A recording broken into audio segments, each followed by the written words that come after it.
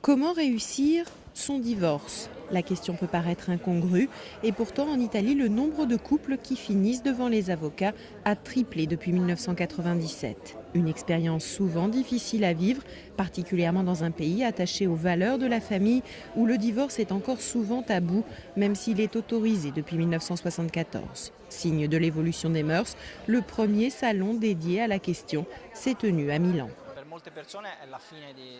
Pour beaucoup de gens, le divorce, c'est la fin de tout. Alors qu'au contraire, ici, on peut l'envisager comme un nouveau point de départ. Informer, conseiller, mais aussi redonner confiance en soi. Sites de rencontres, avocats ou encore spécialistes de l'organisation d'un divorce, tous les professionnels d'un secteur en pleine croissance ont répondu présents pour aider les couples. En Italie, un mariage sur 4 se solde par un divorce.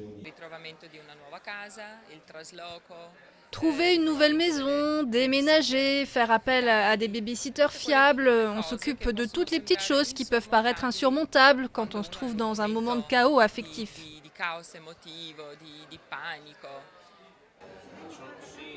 Et pour se venger d'un ex, accélérer une procédure ou conforter ses soupçons, tout est permis. Des poupées vaudou à épingler aux détectives privés spécialisés dans la traque des époux infidèles, sans oublier le test de paternité.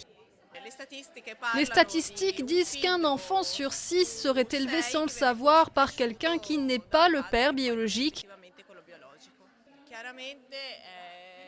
Clairement, ce test est demandé par des couples qui sont déjà en crise et où l'honnêteté de la compagne est remise en question.